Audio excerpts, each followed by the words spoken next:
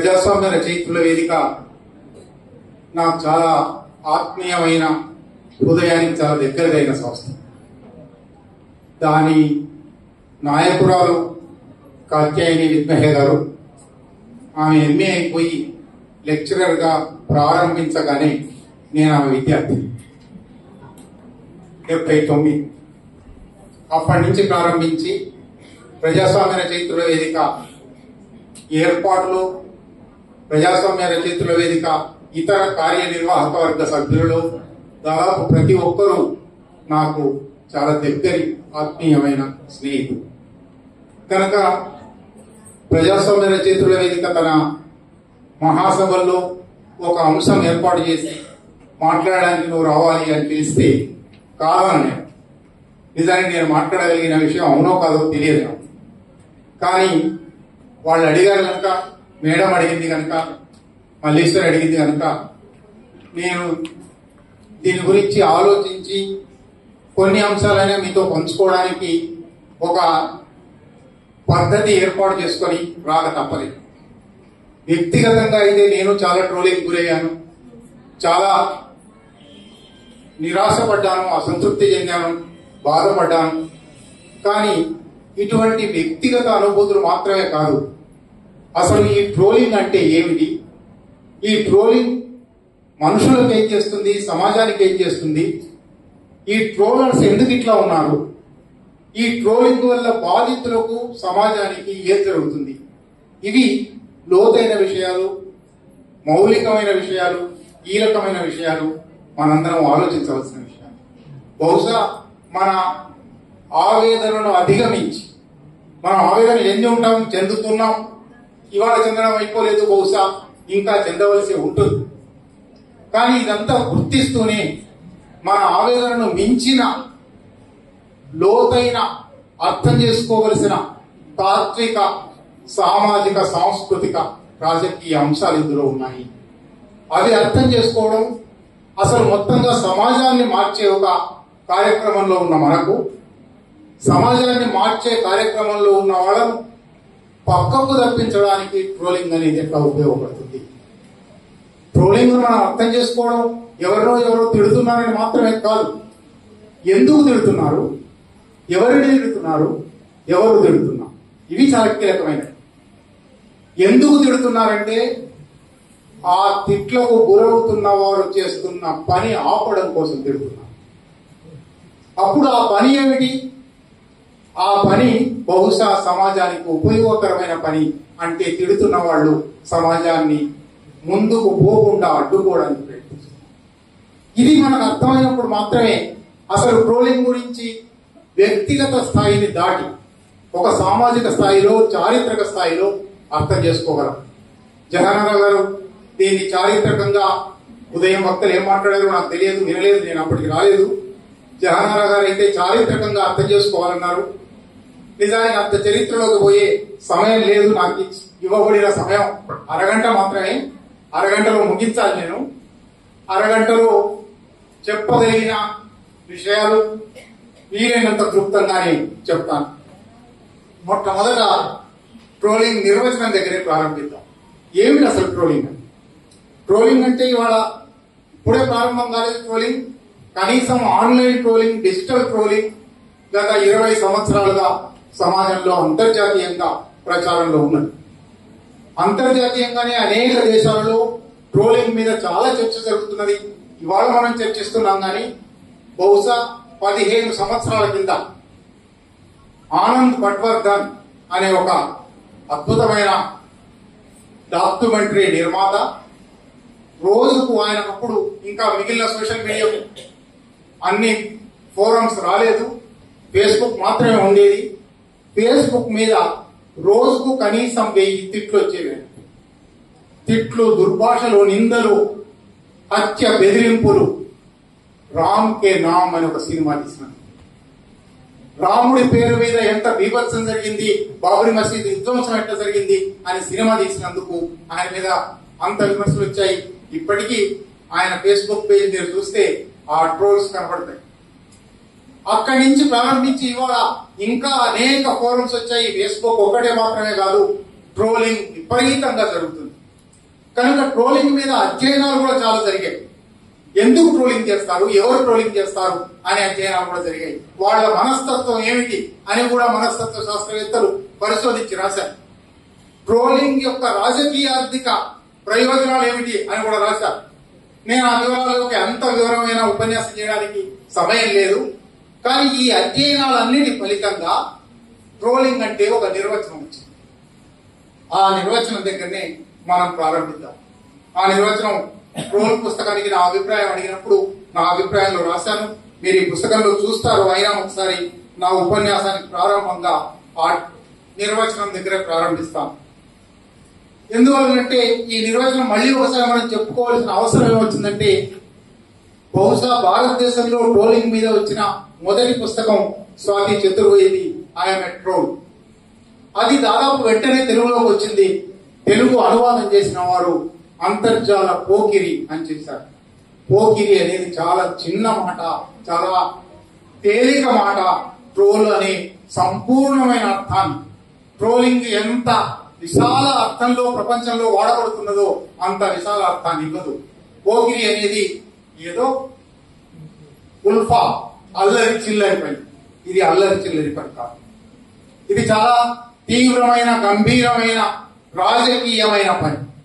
అందువల్ల ఈ పోకిరి అనే మాట మన తెలుగులో అది అనువాదమై వచ్చింది కాబట్టి చాలా మంది ఇది పోకిరి పని అనుకుంటున్నారు. పోకిరీలు కూడా చేస్తారు కావచ్చు, కానీ పోకిరీల కన్నా మించిన డాకులు చేసే పని. కనుక ఎవరి డాకు, వాళ్ళ ప్రయోజనం ఏమి, అది అర్థం చేసుకోవాలంటే అసలు ఈ నిర్వచనం దగ్గర ప్రారంభించాలి. ట్రోలింగ్ అంటే ఉద్దేశపూర్వకంగా పద్ధతి ప్రకారం ఒక వ్యక్తినో, ఒక సమూహాన్నో, ఒక భావజాలాన్నో లక్ష్యంగా చేసుకొని పదే పదే నిందలు, దుర్భాషలు, రెచ్చగొట్టే, తప్పుదారి పట్టించే అసందర్భపు వ్యాఖ్యలు చేయడం, తద్వారా ఆ వ్యక్తిని కించపరచడం, గాయపడేలా చేయడం, ఇతరుల దృష్టిలో ఆ వ్యక్తి మీద తప్పుడు అభిప్రాయాలు ఏర్పడేలా చేయడం. ఇది అసలైన విషయం. ఇది ట్రోలింగ్ ఉన్న సంపూర్ణమైన, ట్రోలింగ్ ఏ పని చేస్తుంది, ట్రోలింగ్ ఎందుకోసం వాడుతారు అని అర్థం చేసుకోవడానికి దాంట్లో ఉన్న ఈ అన్ని అంశాలు. ఒకటి, అది పదే పదే వస్తుంది, అది నిందగా, దుర్భాషగా ఉంటుంది, అది అసలు విషయాన్ని నుంచి పక్కదారి పట్టిస్తుంది, అది ఒక వ్యక్తి మీద, ఒక సమూహం మీద, ఒక భావజాలం మీద తప్పుడు అభిప్రాయాన్ని కల్పించి ఆ తప్పుడు అభిప్రాయాన్ని పదే పదే చెప్పడానికి ప్రయత్నం చేస్తుంది. ఇక్కడ ఇది సందర్భం కాదు, కానీ కొంచెం పక్కకు వెళ్లి, ఇదే మీరు చాలా మంది గోబెల్స్ అనే మాట విని ఉంటారు. జోసెఫ్ గోబెల్స్ అని హిట్లర్ దగ్గర ప్రచార శాఖ మంత్రి. ఆయన ఒక మాట అన్నాడు, ప్రజాభిప్రాయాన్ని రూపుదిద్దడానికి వీలైనంత పెద్ద అబద్ధాన్ని చెప్పాలి, ఆ పెద్ద అబద్ధాన్ని పదే పదే చెప్పాలి, ఆ పెద్ద అబద్ధంలో చిన్న చిటికెడు నిజం కూడా కలపాలి. ఈ మూడు ఆయన చెప్పిన సూత్రాలు. ఎంత పెద్ద అబద్ధం చెప్తే అంత విశ్వవ్యాప్తం అవుతుంది, అదే నిజమని జనం అనుకునే పరిస్థితి వస్తుంది. అదే పదే పదే చెప్తే, ఒకరోజు చెప్తే అయిపోతుంది, ఇవాళ చెప్పు, రేపు చెప్పు, ఎల్లుండి చెప్పు, 24 గంటలు చెప్పు, అదే నిజమేమో అనుకునే పరిస్థితి వస్తుంది. ఇక్కడితో చేస్తే అబద్ధం అని అందరికీ తెలిసిపోతుంది కాబట్టి అక్కడితో ఆపలేదు ఆయన గోబెల్స్. దాంట్లో చిటికెడు నిజం కూడా కలపండి. నిజం కలిపితే అమాయకులు చాలా మంది ఉంటారు, ఆ నిజం పాత్రం చూస్తారు, నిజం పోర్షన్ చూస్తారు. ఇది నిజం, మొత్తం నిజమేనేమో, ఈ 1% నిజం కాబట్టి 99% నిజమేనేమో అనుకుంటారు. ట్రోలింగ్ కూడా సరిగ్గా గోబెల్స్ సూత్రాలను ఆధారం చేసుకుని అట్లా దేశమంతా జరుగుతుంది, ప్రపంచం అంతా జరుగుతుంది, తెలుగులో కూడా జరుగుతుంది. నిర్వచనంలోకి ఇంకా నిర్వచనాన్ని వివరించవచ్చు, కానీ సమయం దృష్ట్యా దాంట్లోకి పోను. మూలాలు ఏమి? మూలాలంటే ఎవరో వ్యక్తి, ఏదో పుస్తకము, ఏదో దేశము, అక్కడికి నేను పోదలుచుకోలేదు. మీకు ఇంటర్నెట్ మీద అటువంటి సమాచారం చాలా దొరుకుతుంది. కొంచెం దాన్ని పైకి తీసుకువెళ్లి తాత్విక స్థాయిలో దీని మూలాలు ఏమిటి? 3 రకాల మూలాలు ఉండే అవకాశం ఉంది. 3 రకాల మూలాలు ఉన్నాయి ఇప్పటి వరకు జరిగిన ట్రోలింగ్. అది తెలుగు సమాజ ట్రోలింగ్ అయినా, బయటి సమాజాల ట్రోలింగ్ అయినా. మొట్టమొదటిది భావజాలపరమైన, రాజకీయమైన, సాంస్కృతికమైన మూలాలు ఉన్న ట్రోలింగ్. దానికి తప్పనిసరిగా ఆ ట్రోలింగ్ వెనుక ఒక భావజాలం ఉంటుంది, ఒక భావజాలం మీద దాడి ఉంటుంది. ఆ ట్రోలింగ్ వెనుక ఒక రాజకీయాలు ఉంటాయి, మరొక రాజకీయాల మీద దాడి జరుగుతుంది. ఆ ట్రోలింగ్ వెనుక ఒక సంస్కృతి ఉంటుంది, అది పితృస్వామిక సంస్కృతి కావచ్చు, కుల సంస్కృతి కావచ్చు, అది స్త్రీలను చిన్న చూపు చూసే సంస్కృతి కావచ్చు, కొన్ని భాషలను చిన్న చూపు చూసే సంస్కృతి కావచ్చు, కొన్ని ప్రాంతాలను చిన్న చూపు చూసే సంస్కృతి కావచ్చు. ఏ సంస్కృతి అయినా ఆ సాంస్కృతిక మూలాలు ఉంటాయి. వీటిలో కొంచెం భావజాల, రాజకీయ, సాంస్కృతిక అన్న వాటికి కొంచెం ముందర కూడా వెళ్ళి చెప్తాను. భావజాలపరమైన దాంట్లో ఒక ప్రధానమైన, అక్కడే నేను బహుశా ముందు చెప్పబోయే మన శిబిరంలో కూడా ఉండే ట్రోలింగ్ గురించి కూడా మాట్లాడుకునేటప్పుడు, భావజాలపరమైన ట్రోలింగ్ లో నేను కరెక్ట్, నేనే కరెక్ట్, నేను కాక ఇంకెవరూ కరెక్ట్ కాదు, ఇది భావజాలం. ఇది దీనికి ఏమీ తేడా లేదు. సంఘ పరివార భావజాలంలో ఆ మాట ఉండొచ్చు, మార్క్సిస్ట్ భావజాలంలో ఉన్న వాళ్ళలో కూడా ఆ మాట ఉండొచ్చు. నేను కరెక్ట్, నేనే కరెక్ట్, నేను కాక ఇంకెవరూ కరెక్ట్ కాదు. ఈ భావజాలం నుంచి ట్రోలింగ్ ప్రారంభమవుతుంది. నేను కాకుండా, అంటే నేను ఒక గీత గీశాను, ఈ గీత పక్కన నేను 10 మిల్లీమీటర్ల గీత రాశాను, 11 మిల్లీమీటర్లు రాసిన వాడు తప్పు, 9 మిల్లీమీటర్లు రాసిన వాడు కూడా తప్పు, 10 మాత్రమే రాయాలి. ఈ భావజాలంతో ట్రోలింగ్ ప్రపంచవ్యాప్తంగా జరిగింది, తెలుగులో మరింత ఎక్కువ జరిగింది. నేను ఏ ఒక్కరి ఉదాహరణ ఇవ్వదలుచుకోలేదు, మీకు ఉదాహరణలు అర్థం అవుతాయి. నేను కరెక్ట్, నేను మాత్రమే కరెక్ట్, ఇంకెవరు కరెక్ట్ గారు. దీన్ని ఇంగ్లీష్ లో నుడికారం కూడా ఉన్నది దీనికి, హోలియర్ దాన్ దో. నీకన్నా నేనే పవిత్రమైన వాడిని, నీకన్నా నేనే పవిత్రమైన దానిని. ఈ భావంతో ప్రపంచవ్యాప్తంగా ఇతరులను కించపరచడం, అవమానించడం, తూష్టి భావంతో చూడడం జరిగింది ట్రోలింగ్ లో. అది మరింత ఎక్కువ జరిగింది. ఎందుకు మరింత ఎక్కువ జరిగిందో కూడా వద్దాం. దీంట్లోనే ఈ మొదటి రకం దాంట్లోనే భావజాలంతో పాటు రాజకీయ పరమైనది చెప్పాను. రాజకీయ పరమైనదంటే రాజకీయ పార్టీలు, సంస్థలు, అటువంటి వాళ్ళు తమ రాజకీయాలకు భిన్నమైన రాజకీయాలను, తమ సంస్థలకు భిన్నమైన సంస్థలను ప్రజానీకంలో చిన్న చూపు చూసేలా తయారు చేయడానికి. ఇంతకుముందు ట్రోలింగ్ నిర్వచనంలో చెప్పుకున్నాం. ఎవరైతే ట్రోలింగ్ గురవుతున్నారో వాళ్ళు అవమానపడేలా, సిగ్గుపడేలా, వాళ్ళ పట్ల ప్రపంచం దృష్టి కించపరిచేలా ఉండాలి. ఇది రాజకీయ పార్టీలు అన్నీ చేస్తున్నాయి. ప్రత్యేకించి భారతీయ జనతా పార్టీ అధికారంలోకి వచ్చిన తర్వాత స్వాతి చతుర్వేది అదే రాసిన పుస్తకంలో కొన్ని వందల మందిని, వేల మందిని కంప్యూటర్ల మీద కూర్చోబెట్టి తప్పుడు వార్తలు సృష్టించి, ఇతరుల మీద తప్పుడు వార్తలు సృష్టించి, వాళ్ళ మీద ఒక తప్పుడు ప్రచారాన్ని కల్పించి, అసలు విషయాల నుంచి ఆ విషయాల మీదకి దృష్టి మళ్లించి, సరిగ్గా ట్రోలింగ్ నిర్వచనంలో ఏ ఏ అంశాలు ఉన్నాయో అవన్నీ భారతీయ జనతా పార్టీ ప్రారంభించింది. ఆ భారతీయ జనతా పార్టీ ప్రారంభించిన పనిని ఇవాళ అన్ని రాజకీయ పార్టీలు చేస్తున్నాయి. 10 సంవత్సరాల పాటు తెలంగాణలో తెలంగాణ రాష్ట్ర సమితి ఆ పని చేసింది.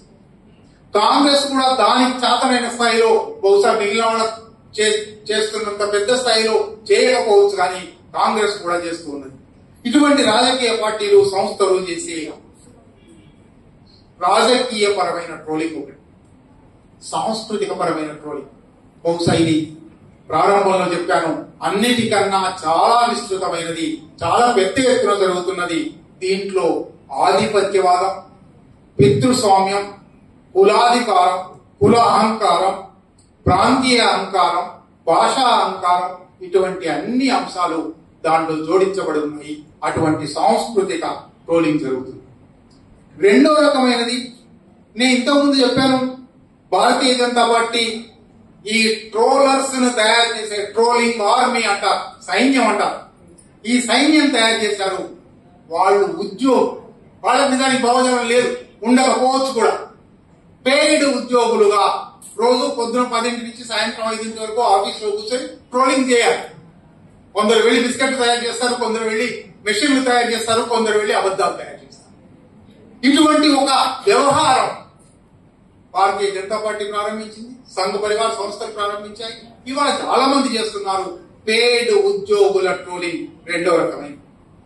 మూడో రకమైనది వ్యక్తిగతమైనటువంటి వ్యక్తిగత కారణాలతో నాకు ఆమె అంటే కోపం ఉంటుంది, ఆయన అంటే కోపం ఉంటుంది, ఆమె మీద ఆయన మీద కోపాన్ని తీర్చుకోవడానికి నాకు ఇతర అవకాశాలు తగినంతగా రావు. ఇంటర్నెట్ ఒక అవకాశం ఇచ్చింది, సోషల్ మీడియా ఒక అవకాశం ఇచ్చింది, అక్కడ తీర్చుకుంటాను. అయితే ఇట్లా వ్యక్తిగత కారణాల మీద ట్రోలర్స్ కి మూలం ఏమిటి, వెనుక ఎందువల్ల చేస్తారు వాళ్ళ ఈ పని అని కూడా సైకాలజిస్టులు, మనస్తత్వ శాస్త్రవేత్తలు చాలా పరిశోధన చేశారు. వాళ్ళు అన్నదేమంటే బహుశా ఈ ట్రోలర్స్ వ్యక్తిగత కారణాల మీద ట్రోలర్స్ ఉద్యోగులుగా కాదు, భావజాలపరమైన ఒక కమిట్మెంట్ వల్ల కాదు, కేవలం వ్యక్తిగత కారణాల వల్ల చేసేవాళ్ళు వాళ్ళ పూర్వ జీవితంలో అనేకమైన అసంతృప్తులకు, అణచివేతలకు, లోపాలకు, అవకరాలకు, అవమానాలకు గురై ఉంటారు. ఆ అవమానాల మీద కసి తీర్చుకోవాలని ఉంటుంది వాళ్ళకు. వ్యవస్థ మీద కసి తీర్చుకోవాలి, సమాజం మీద కసి తీర్చుకోవాలి, తమను అవమానించిన వాళ్ళ మీద కసి తీర్చుకోవాలి. ఆ కసి తీర్చుకునే ఒక సంఘటిత కృషిలో భాగం కాలేరు. తాము వ్యక్తిగతంగా ఆ కసి తీర్చుకోలేరు. ఎక్కడ తీర్చుకోవాలి? ఇది సరిగ్గా చేతబడి లాంటి. దొరను చంపే శక్తి లేని వాళ్ళు లేదా శత్రువును చంపే శక్తి లేని వాళ్ళు తాటాకు బొమ్మతో దొరను తయారు చేసి, శత్రువును తయారు చేసి, తాటాకు బొమ్మకు అగ్గి ముట్టించి లేదా దాని మీద చుట్టూ హోమం పెట్టి నేను దీన్ని సాగొట్టాను. ఇటువంటి ఫ్రస్ట్రేషన్ నుంచి, ఇటువంటి ఒక అనాకారి మనస్తత్వం నుంచి, నిజానికి ఒక రకంగా చూస్తే ఈ మూడవ కారణపు ట్రోలర్స్ మీద జాలిపడాలి మనం. వాళ్ళు మానసిక రోగులు, వాళ్ళకి మానసిక చికిత్స అవసరం. అటువంటి వాళ్ళు చాలా మంది ఉన్నారు, అన్ని శిబిరాలు ఉన్నారు, నేను ఎవరిని మినహాయించడం లేదు. ఈ భావజాల ట్రోలింగ్, సంస్థాపన ట్రోలింగ్, వ్యక్తిగత కారణాల ట్రోలింగ్, ఈ మూడు రకాల ట్రోలింగ్ ఇవాళ మనకు తెలుగు సమాజంలో కనబడుతున్నాయి. ఈ కనబడేవి డిజిటలైజేషన్ తర్వాత, సోషల్ మీడియా తర్వాత మరింత పెచ్చరిల్లిపోయింది. ఎందువల్ల హఠాత్తుగా ఒక టెక్నాలజీ రాగానే ఒక తప్పుడు పద్ధతి ప్రచారం అవుతుందా? టెక్నాలజీ అనేది మానవ జాతి పురోభివృద్ధికి సాధనం అని కదా మనందరం అనుకునేది. ఒక గొప్ప టెక్నాలజీ వచ్చింది, ప్రజాస్వామికమైన టెక్నాలజీ అది, దాంట్లో హైరార్కీ లేవు, ఎవరైనా వాడొచ్చు, ఇక్కడ మీటర్ నొక్కితే ప్రపంచం అంతా తెలిసిపోతుంది, ప్రపంచంలో ఎక్కడేం జరిగినా క్షణాల్లో నీకు తెలిసిపోతుంది. చాలా ఆధునికమైన ప్రగతిశీలమైన టెక్నాలజీ కదా. ఈ టెక్నాలజీ ఈ అనాకారి మనస్తత్వానికి ఎట్లా తోడ్పడిందంటే, మొట్టమొదటిది ఈ టెక్నాలజీకి మనిషిని అజ్ఞాతంగా ఉండే అవకాశం ఇస్తుంది. నువ్వెవరో తెలియదు, నీకు ఎదురుగా మనిషి తెలియదు, ఎదురుగా మనిషి కళ్ళలో కళ్ళు పెట్టి చూసినప్పుడు నువ్వు అటువంటి మాటలు మాట్లాడలేవు. కానీ ఆ ఎదురుగా మనిషి లేడు, నువ్వెవరో అవతలికి కూడా తెలియదు. ఒక ఫేక్ ఐడి పెట్టుకోవచ్చు, అజ్ఞాతంగా ఉండవచ్చు, నువ్వెవరో తెలియకుండా ఉండొచ్చు. ఒకవేళ నువ్వెవరో తెలిసినా ఎదురుగా ఆ మనిషి లేడు, ఎదురుగా స్క్రీన్ మాత్రమే ఉంది. ఆ స్క్రీన్ నువ్వు రాసిందే చూపెడుతుంది. కాబట్టి ఒక నీ మాట నీకే వినబడే ఒక గదిలో ఉన్నావు కనుక ఏమైనా మాట్లాడవచ్చు. ఇది టెక్నాలజీ, డిజిటల్ టెక్నాలజీ ఇచ్చిన వాళ్ళ ఒక అవకాశం. రెండోది విమర్శ గురించి జహనారా గారు మాట్లాడారు, దాని దగ్గర కూడా వస్తాం. ఇది కూడా విమర్శే కదా, ట్రోల్ కూడా ఒక రకమైన విమర్శే కదా అనే అభిప్రాయం ఉంది. కానీ సాధారణంగా విమర్శ ఎప్పుడు ఒంటరిగా ఉండదు. విమర్శ సామూహికంగా ఉంటుంది, సమూహంలోకి పోతుంది విమర్శ. విమర్శకుడు ఎవరైతే విమర్శ చేస్తూ ఉన్నారో వాళ్లకు సమాజం ఎప్పుడు నిలదీస్తూ ఉంటుంది, జవాబుదారీగా ఉంటుంది. కానీ డిజిటల్ ప్లాట్ఫామ్స్ మీద ఆ అవకాశం లేదు. నువ్వు ఒంటరిగా చేస్తావు పని, నీ అజ్ఞాతంగా చేస్తావు, ఒంటరిగా చేస్తావు. ఇది నీకు నీ ఫేక్ ఐడెంటిటీ వల్ల గొప్ప అవకాశం ఇచ్చినట్టు కనబడుతుంది. ఈ అవకాశం ఎందుకు? ముందు చెప్పినట్టుగా ఉద్యోగుల సంగతి సరే, సిద్ధాంతకర్తల సంగతి సరే, వ్యక్తులు మాత్రం ముందు చెప్పినట్టుగా ఎవరి మీదనో కసి తీర్చుకుంటున్నాము అనుకుని పనులు చేస్తారు. ఆ ఒంటరి కసిలోంచి, అట్లాని ఇది పూర్తిగా ఒంటరి ఆరోపణలుగా, ఆక్రోశాలుగా మాత్రమే మిగిలిపోలేదు. ఇటువంటి ఒంటరులు సమాజంలో చాలా మంది. ఇటువంటి అసంతృప్తులు ఉండేవాళ్ళు, ఇటువంటి అనాకారి మనస్తత్వం ఉండేవాళ్ళు చాలా మంది ఉన్నారు. ఇటువంటి అనాకారి మనస్తత్వాన్ని పెంచి పోషించే వ్యవస్థ ఒకటి ఉన్నది. అందువల్ల డిజిటల్ ఒంటరులు, డిజిటల్ మూకలుగా ఉన్నారు. ఒంటరితనం నుంచి హఠాత్తుగా వాళ్ళు డిజిటల్ మూకతత్వంలోకి వచ్చారు. ఇవాళ ట్రోలింగ్ అంతా కూడా ఈ డిజిటల్ మూకతత్వంలో ఉన్నది. అందువల్లనే ట్రోలింగ్ లో ఎంతో కొంత సాధారణ సామాజిక అంశం ఉన్నదేమో, విమర్శ ఉన్నదేమో అని చాలా మర్యాదపూర్వకంగా ఆలోచిద్దామనుకున్నా కూడా విమర్శకు ట్రోలింగ్ కు తేడా చూడవలసి ఉన్నది. విమర్శ ఏమిటి? విమర్శ బహుశా సమాజంలో ఇద్దరు మనుషులు ఉన్నప్పటి నుంచి విమర్శ ఉంది. ఒకళ్ళు చేసిన పని ఇంకోళ్ళకి నచ్చదు, ఒకళ్ళ అభిప్రాయం ఇంకోళ్ళకి నచ్చదు. నచ్చాలని లేదు. అసలు 800 కోట్ల మంది ఉంటే 800 కోట్ల వేలిముద్రలు ఉన్నాయి, 800 కోట్ల అభిప్రాయాలు ఉంటాయి. ఒక మనిషిలోనే పరస్పర భిన్నమైన అభిప్రాయాలు ఉంటాయి. ఈ వైవిధ్యమే మానవ పురోగతికి చిహ్నం. ఈ వైవిధ్యం వల్లనే విమర్శ ఉంది. విమర్శను ఆమోదిస్తాము, విమర్శను గౌరవిస్తాము. కానీ విమర్శకు, అభిప్రాయ ప్రకటనకు, ట్రోలింగ్ కు ఒక స్పష్టమైన విభజన రేఖ ఉంది. దాన్ని చూడవచ్చు. అందుకే ట్రోలింగ్ కూడా ఒక భావ ప్రకటన కదా. మీరు భావ ప్రకటన స్వేచ్ఛను సమర్థించేవాళ్ళు మీరు ట్రోలింగ్ ను విమర్శిస్తారా? నా మీద వచ్చిన ట్రోలింగ్ కు నేను జవాబు చెప్పడానికి ప్రయత్నం చేశాను. చెప్తే భావ ప్రకటన స్వేచ్ఛ లేదా? మాకు భావ ప్రకటన స్వేచ్ఛ నీకు మాత్రమే ఉన్నదా అని ఎదురు విమర్శలు చేసిన వాళ్ళు ఉన్నారు. కనుక ట్రోలింగ్ అనేది భావ ప్రకటన స్వేచ్ఛకు సంబంధించిన అంశమా? ట్రోలింగ్ అంటే భావ ప్రకటన మాత్రమేనా? ఇక్కడ మనం ఒక గీత గీసి చూడవలసి ఉన్నది. విమర్శ అంటే తప్పనిసరిగా, ఇంతకుముందు జహనార్ గారు చెప్పారు, నేను మళ్ళీ ఆ వివరాలు పోలక్కర్లేదు. అధిక్షేపం ఉన్నది, వెటకారం ఉన్నది, వ్యంగ్యం ఉన్నది. ఇవన్నీ కూడా ఇవాళ ట్రోలింగ్ లాంటివే అనిపించే రూపాలు మన ప్రాచీన రాజస్థానాల దగ్గర నుంచి సాధారణ జీవితం దాకా ఉన్నాయి. వీటిని కొంచెం మళ్ళీ పక్కకుపోతున్నాను, క్షమించాలి. జేమ్స్ స్కాట్ అని ఒక రాజకీయ శాస్త్రవేత్త ఉన్నాడు. ఆయన ఒక కొత్త సిద్ధాంతాన్ని ప్రతిపాదించాడు. Everyday forms of resistance. వ్యవస్థ మీద ధిక్కారం ప్రకటించాలని నీకు ఉంటుంది, కానీ ధిక్కారం ప్రకటించే శక్తి నీకుండదు. ఆ ధిక్కారం ప్రకటించే, ఆచరించే ఒక సమూహంలో భాగమయ్యే శక్తి నీకుండదు. కాబట్టి ఒంటరిగా నువ్వు ధిక్కరించే ప్రయత్నం చేస్తావు. ఇది ఎవ్రీడే ఫార్మ్స్ ఆఫ్ రెసిస్టెన్స్. ఆయన వందలాది ఉదాహరణలు ఇచ్చాడు. ఆయన మలేషియా మీద ప్రధానమైన పరిశోధన చేశాడు, వందలాది ఉదాహరణలు ఇచ్చాడు. రెడ్ లైట్ పడి ఉన్నప్పుడు గ్రీన్ లైట్ ఉన్నంతసేపు పోకుండా ఉండి రెడ్ లైట్ పడ్డాక దాటడానికి ప్రయత్నం చేస్తావు. అంటే ఏమిటన్నమాట? ఒక ఆధిపత్యాన్ని ధిక్కరించడానికి ప్రయత్నం చేస్తూ ఉన్నావు నువ్వు.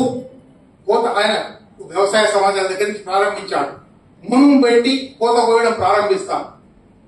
పావు గంటలో పూర్తి కావలసిన వరుసను అరగంట చేస్తారు.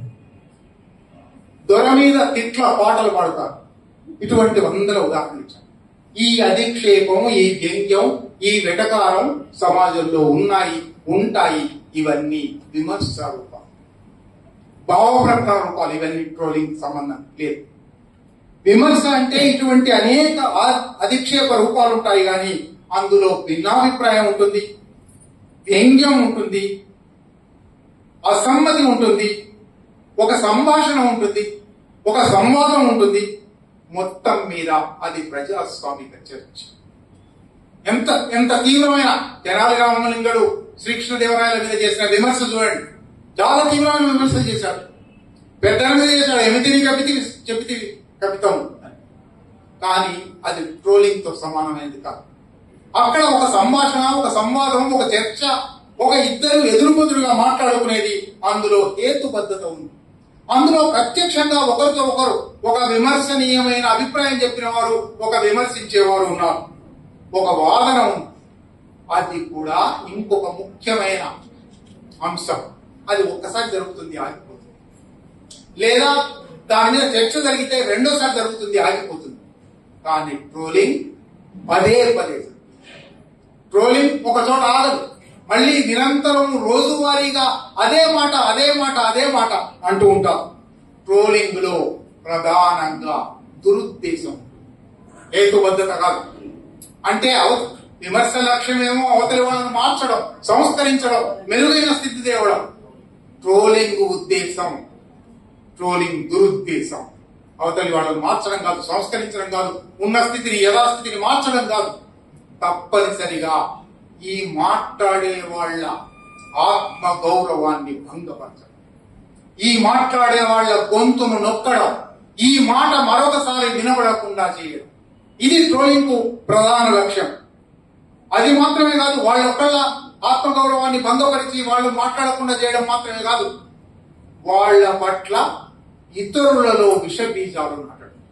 ఇంతకుముందు చెప్పారు, చిటికెడు నిజము వేస్తారు, 99 అబద్ధాలు వేస్తారు. ఈ 99 అబద్ధాలు నిజమో కాదో తేల్చుకునే నిర్ధారించుకునే అవకాశం మిగిలిన వాళ్ళకి లేదు, ఉండే అవకాశం లేదు. వాళ్లలో ఈ విష బీజాలుంటాయి.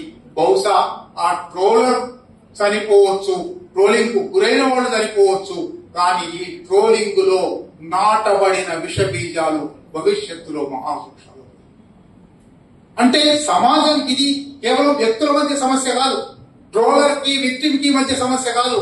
సమాజంలో తప్పుడు సమాచారం, తప్పుడు భావజాలం, అబద్ధాలు, ఒక మనిషి పట్ల ఉద్దేశపూర్వకమైన నింద, నీచత్వ ఆరోపణ, ఇది ట్రోలింగ్ లో ఉన్నది.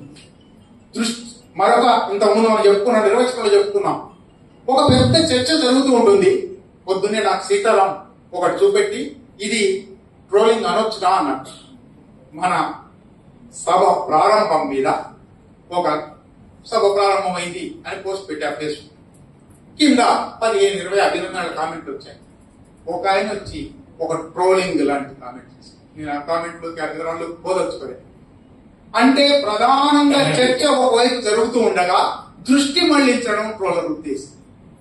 ప్రధానమైన చర్చ జరగకూడదు, ఒక తప్పుడు మార్గపు చర్చ, ఒక అనవసరమైన చర్చ మీద సమాజము, దాని పాఠకులు, దాని వీక్షకులు తమ సమయాన్ని వెచ్చించాలి, తమ సమయాన్ని వృధా చేసుకోవాలి. ఇది విమర్శ అయితే చాలా ప్రజాస్వామికమైన చర్చా రూపంగా ఉండగా, ట్రోలింగ్ పూర్తిగా అప్రజాస్వామికంగా ఉంటుంది. అవతలి వాళ్ళ అభిప్రాయాల్ని ఒకవేళ నువ్వు ఏకీభవించకపోవచ్చు, అయినా గౌరవించాలి కదా, గౌరవం కూడా లేకుండా పూర్తి అగౌరవపరుస్తూ, హీనంగా చూస్తూ, నీచంగా చూస్తూ ఉంటుంది. ఇది కాళోజీ అన్నట్టు ఏకీభవించనోని పీక నొప్పు సిద్ధం. అంటే ట్రోలింగ్ అనేది మనం ఏదో అనుకుంటున్నట్టుగా ఇద్దరి మధ్య సమస్య కాదు. ట్రోలింగ్ అనేది కాళోజీ ఆ మాట ఎందుకన్నాడంటే, ఏకీభవించనోని పీక నొప్పు సిద్ధాంతం ఫాసిజం. ట్రోలింగ్ ఫాసిజం యొక్క ఒకానొక వ్యక్తీకరణ. నీ లోపల ఉండే ఫాసిస్టు భావాలు ట్రోలింగ్ లో వ్యక్తమవుతాయి. అవి ఏ స్థాయిలోనే కావచ్చు. కొందరిలో 1% ఉండొచ్చు, కొందరిలో 99% ఉండొచ్చు, 100% కూడా ఉండవచ్చు. కానీ ఏకీభవించనోని పట్ల, ఏకీభవించని వ్యక్తి పట్ల తీవ్రమైన ఆగ్రహము, నింద, దుర్భాష అనేవి ట్రోలింగ్ కి చాలా సహజంగా కనబడతాయి.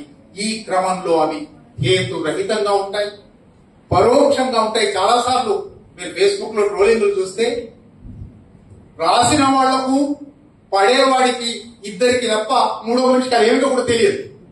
ఇంత పరోక్షంగా ఎందుకు చేస్తారు మరి అంటే, వాళ్ళ కోపాన్ని తీర్చుకోవాలి, వెంట్ అంటారు, తమ ఆగ్రహాన్ని తీర్చుకునే ఒక మార్గం రావాలి.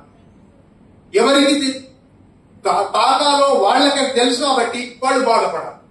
ఇవి రెండే వాటి లక్ష్యాలు. అంటే విమర్శకు ఉండే ప్రయోజనాన్ని పూర్తిగా దిగజార్చి, నీరుగార్చి ఎక్కడికి తెచ్చారంటే, ఇద్దరికి సంబంధించిన వ్యవహారం, ఇద్దరిలో ఒకరు పైచేయి కావడానికి, ఒకరు కించపడడానికి దారి తీసే వ్యవహారం, ఒక అత్యాధునిక సాంకేతిక పరిజ్ఞానాన్ని వాడుకొని ప్రపంచం ముందరికి వస్తుంది. ప్రపంచానికి ఏం సంబంధం లేదు, వాళ్ళిద్దరు కూర్చొని మాట్లాడుకోవచ్చు.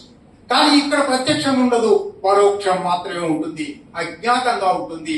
అన్నిటికన్నా ముఖ్యంగా నేను ముందే చెప్పినట్టు ఇది నిరంతరాయంలో. నేను నా మీద ట్రోలింగ్ బహుశా 7-8 సంవత్సరాలుగా నిరంతరాయంగా చేస్తున్న వాళ్ళు ఉన్నారు, లేదా 10-15 సంవత్సరాలు. ఇది జరిగినప్పుడు క్షమించాలి, నేను కొంచెం పక్కపోతున్నందుకు. ఇది జరిగినప్పుడు నేను చాలా బాధపడ్డాను. చాలా కొన్ని రోజుల పాటు ఏడ్చాను కూడా. ఎందుకు ఇంత నేను చేస్తున్న పని ఏమిటి, నన్ను ఎందుకు ఇట్లా విమర్శిస్తున్నాడు అని. ఒక వ్యక్తి లేదా 3-4 వ్యక్తులు. పాబ్లో నెరూడా జీవిత చరిత్ర పుస్తకం ఉంటుంది. స్టీవ్ ఫెన్ అని ఒక ఆయన రాశారు, పెద్ద 700 పేజీల జీవిత చరిత్ర. దాంట్లో ఆయన ఒక ఉదంతం రాశాడు. ఆ ఉదంతం చదివిన తర్వాత ఆ ఉదంతం నేను చాలాసార్లు ఫేస్బుక్ లో కూడా షేర్ చేశాను. పాబ్లో నెరూడా తన కవిత్వం రాయడం ప్రారంభించిన మొదటి రోజుల నుంచి ఆయన చనిపోయిన 1973 దాకా ఆయన ఏం రాస్తే దాని మీద ఖండన రాసే ఒక ఆయన ఉండేవాడు. ఆవు వ్యాసకర్త అంటాను నేను. ఏం వ్యాసం ఆవే ఉంటుంది, దాంట్లో ఇంకేం ఉండదు. కానీ ఇవాళ ఆ ఆవు వ్యాసకర్త ఆ జీవిత చరిత్రకారుడు లేపి చెప్పి చూపెడితే తప్ప ఎవరికి గుర్తులేడు. పాబ్లో నెరూడా ప్రపంచానికి అంతా కూడా నిలబడి. కనుక ఈ నిరంతరం చేసే పని, ఈ నిరంతర విమర్శ అనేది ఒక ట్రోలింగ్ కి ప్రధానమైన, నిరంతర నింద అనేది ప్రధానమైన అంశం. ట్రోలింగ్ లోనే ఇంకొక అంశం కూడా చెప్పి దాని నుంచి తర్వాత అంశాల్లో పోతాను. విచిత్రమైన విషయం ఏమంటే, తాము స్వయంగా ట్రోలింగ్ కు గురైన వాళ్ళు, తాము ఇతరుల ట్రోలింగ్ కి గురైనప్పుడు బాధపడిన వాళ్ళు, ఆ బాధకు 100,000 మంది సంఘీభావం ఆశించిన వాళ్ళు, 100,000 మంది సంఘీభావం పొందిన వాళ్ళు, వాళ్లే ఇతరుల మీద ట్రోలింగ్ చేస్తారు. సాధారణంగా మనకు ఏముంటుందంటే ఒక సూత్రం, బాధితులైన వాళ్ళు బాధను గుర్తించగలరు, బాధితులైన వాళ్ళు ఇతర బాధితులతో సంఘీభావంగా ఉంటారు. కానీ విచారకరంగా, ఆశ్చర్యకరంగా మన కళ్ల ముందర ఉదాహరణ కనబడుతుంది. యూదులు అత్యంత భయానకమైన హింసాకాండకు గురై బాధితులై ఇవాళ అంతకన్నా తీవ్రమైన బాధలను పాలస్తీనియన్ల మీద రుద్దుతున్నారు. కనుక బాధితులైనందువల్లనే వాళ్ళు మంచి వాళ్ళు అయిపోయారు అనేది ఎక్కడా లేదు. బాధితులు కూడా, అంటే మనం ఇంతవరకు ట్రోలర్స్ బాధితులు అనే ఒక విభజన రేఖ ఉన్నదేమో అనుకుంటున్నాము. లేదు, బాధితులు కూడా ట్రోలర్స్ కావచ్చు, ట్రోలర్స్ కూడా బాధితులు కావచ్చు. అటువంటి ఒక సంక్లిష్టమైన సామాజిక వాతావరణంలో మనం ఉన్నాము. సరే, దీన్ని ఇంకా వివరించను, అంత అవకాశం లేదు, అవసరం లేదు, సమయం కూడా లేదు. నేను చెప్పదలుచుకున్న విషయాల్లో ఇంకా 2 అంశాలు మాత్రం ఉన్నాయి, అది చెప్పి ముగిస్తాను. ట్రోలర్స్ ఆశయం ఏమిటి? ప్రధానమైన ఆశయం బాధితులను వారి పని నుంచి తప్పించడం.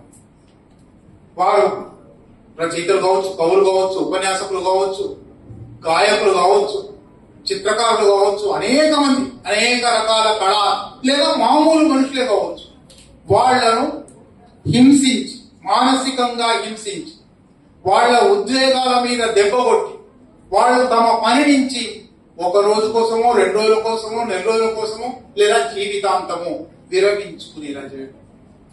మన కళ్ళ ముందర అన్ని ఉదాహరణలు ఉన్నాయి. 1 రోజు, 2 రోజులు ఫేస్బుక్ డియాక్టివేట్ చేసిన వాళ్ళు ఉన్నారు. నేనిక రచన మానేస్తున్నాను అని ప్రకటించిన పెరుమాళ్ మురుగన్ ఉన్నారు. ట్రోలింగ్ ఫలితమే ఇదంతా. ఇక్కడి నుంచి ప్రారంభించి అక్కడి దాకా బాధితుల పనిని ఆపేలా చేయడమే ట్రోలర్స్ యొక్క ప్రధాన లక్ష్యం. దీన్ని నేను అవతలికి తిరిగేసి చెప్తాను. ఈ నాణ్యానికి అవతలి ముఖం ఏమంటే, బాధితుల బలహీనతే ట్రోలర్ బలం. బాధితులు కనుక ఒక్క క్షణం నిలబడి నువ్వేమన్నా రాసుకో, నువ్వేమన్నా తిట్టుకో, నువ్వెంత నిందలైన దుర్భాషలైనా చెయ్యి, నేను నా పని ఆపను అంటే ఆ ట్రోలింగ్ ఆగి. ఒకవేళ ట్రోలింగ్ కొనసాగించిన నిష్ప్రయోజకమైపోతుంది. కనుక అది కూడా జరిగింది. ఆ మాట అన్న పెరుమాళ్ మురుగనే 1 ఏడాది తిరగకుండానే మళ్ళీ నేను రచనలోకి దిగుతాను అన్నాడు. ఇప్పుడు 3 సంవత్సరాల్లో 3 నవలలు రాశాడు. కనుక ఎవరైతే ఈ ట్రోలింగ్ కు గురవుతున్నారో వాళ్ళు స్థిరంగా, దృఢంగా, బలంగా నిలబడి, ట్రోలింగ్ అంత రూపం వేరు కావచ్చు, కానీ ఎన్ఐఏ నా మీద మొన్న దాడి చేసి నేను పని చేయకూడదు అని వాళ్ళ ఉద్దేశం. నేను ఇంకా ఎక్కువ పని చేయడానికి మీ దాడిని ఆధారంగా తీసుకుంటున్నాను అని నేను రాశాను.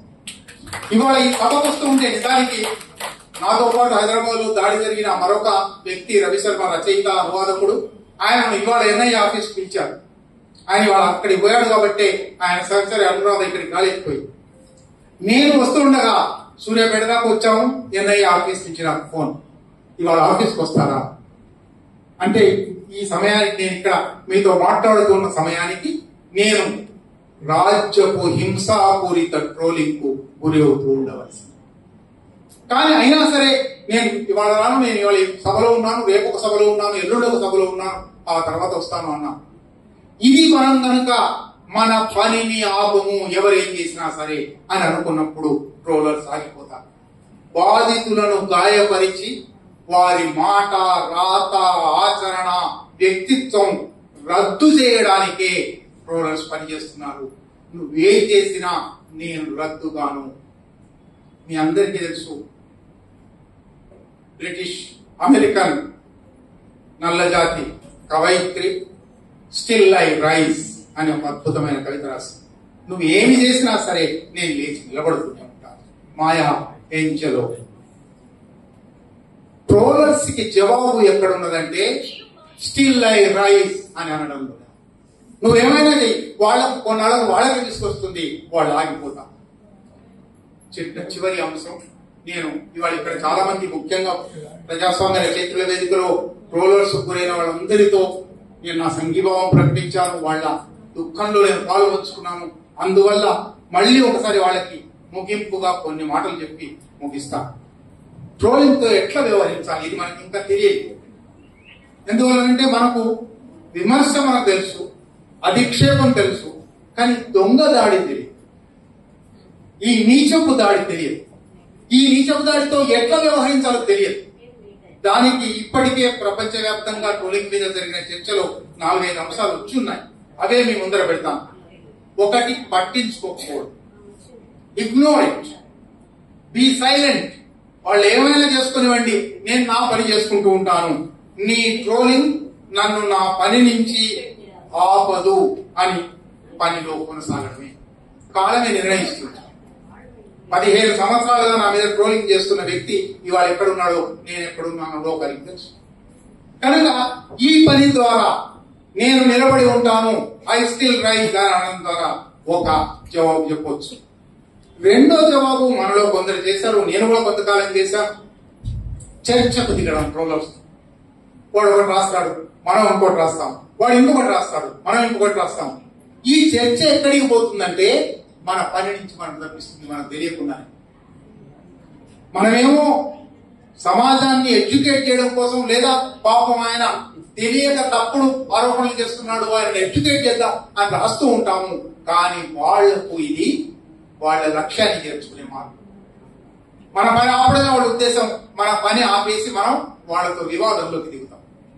అయితే వివాదంలోకి అసలే దిగొద్దా, చర్చలోకి అసలే దిగొద్దా?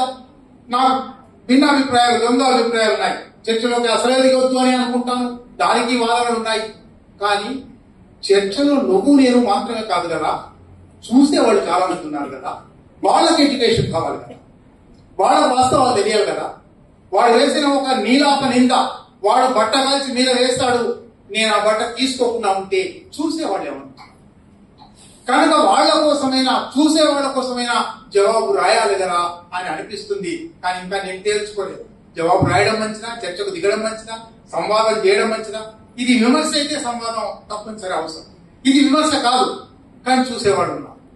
దీనికి ఎట్లా వ్యవహరించాలి నాకు ఇంకా జవాబు లేదు. 2 పద్ధతులు నేను అమలు చేశాను, రెండింటిలో ఏది గెలుస్తుందో తెలియదు. సోషల్ మీడియాలో జరుగుతుంది కాబట్టి ఇది సోషల్ మీడియా రిపోర్టింగ్ అనే ఒక ఆయుధం. ఎవరైతే ట్రోల్ చేస్తారో వెంటనే వాళ్ళ మీద వీళ్ళు తప్పుడు వ్యాఖ్యలు రాస్తూ ఉన్నారు, వ్యక్తిత్వాన్ని హననం చేసే వ్యాఖ్యలు రాస్తున్నారు, భాషాపరమైన, సాంస్కృతిక పరమైన, కులపరమైన అణచివేతకు పాల్పడుతున్నారు అని అంత రిపోర్ట్ చేస్తే కనీసం సోషల్ మీడియా ప్లాట్ఫామ్స్ లో కొన్ని ప్లాట్ఫామ్స్ వాటి మీద చర్యలు తీసుకుంటున్నాయి, కొంతకాలం ఆపేస్తాయి, లేదా వాళ్లకు రిప్రిమాండ్స్ పంపుతాయి. ఇటువంటి పనులు జరుగుతాయి. కొంతలో కొంత అది తగ్గే అవకాశం ఉంది. లేదా మరొక అవకాశం, మనలో కొందరు ప్రయత్నించారు, మనమే ఎదురు దాడికి దిగడం. ట్రోలర్ ఎంత దుర్మార్గుడో, ట్రోలర్ అంటే ఒక రకంగా మనం కూడా ట్రోల్ చేయడం, ట్రోలింగ్ కి కౌంటర్ ట్రోలింగ్. ఈ కౌంటర్ ట్రోలింగ్ కూడా మన పని నుంచి తప్పిస్తుంది అని నేను అనుకుంటాను. కానీ అది కూడా చేసిన వాళ్ళు ఉన్నారు.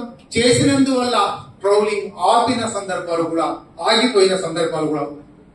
అయితే కౌంటర్ ట్రోలింగ్ కు ఇటీవలి కాలంలో కొంతమంది అధ్యయన పరులు ఏం చెప్తున్నారంటే, కౌంటర్ ట్రోలింగ్ ద్వారా మీరు ట్రోలర్స్ ను మార్చలేరు, కానీ ట్రోలర్స్ వాళ్ళ కుటుంబంలో, వాళ్ళ బంధుమిత్రుల దగ్గర, వాళ్ళ సమూహంలో సిగ్గుపడే పరిస్థితి కల్పిస్తారు.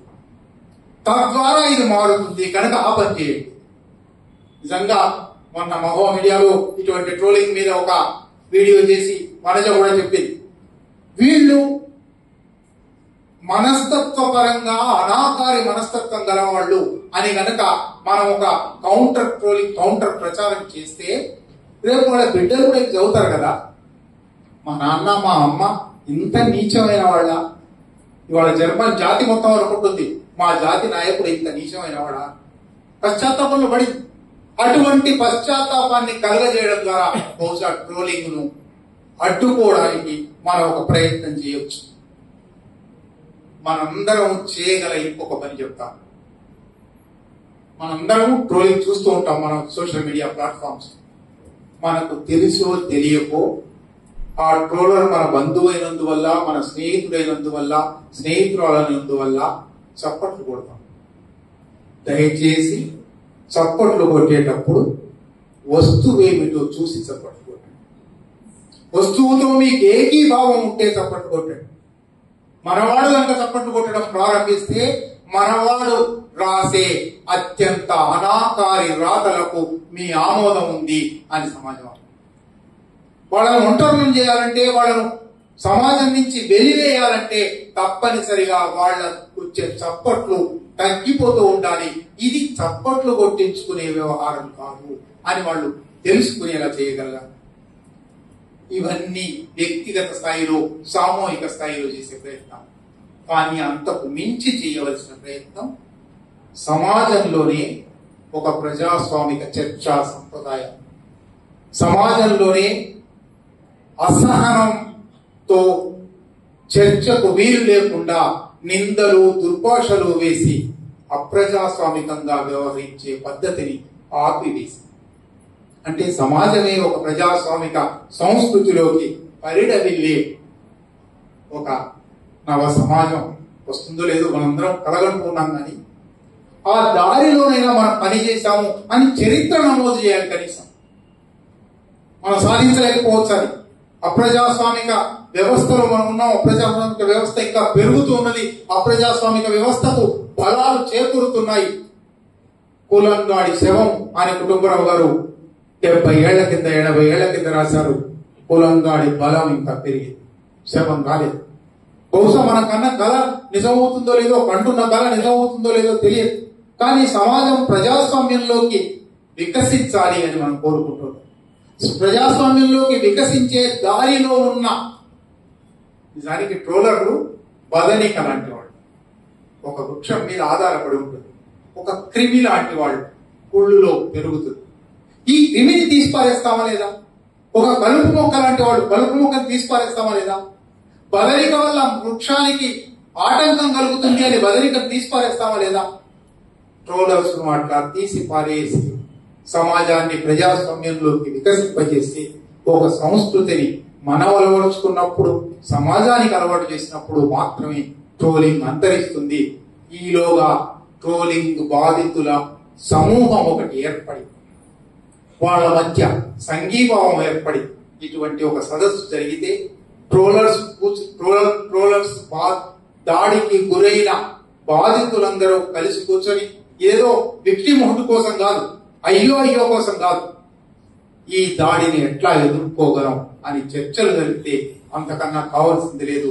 అటువంటి ఒక మహత్తరమైన కృషికి ప్రారంభం పలికినందుకు ప్రజాస్వామ్య రచయిత్రుల వేదికకు అభినందనలు, కృతజ్ఞతలు తెలుపుతూ అందులో ఈ 4 మాటలు మాట్లాడే అవకాశం ఇచ్చినందుకు మీ అందరికీ కృతజ్ఞతలు.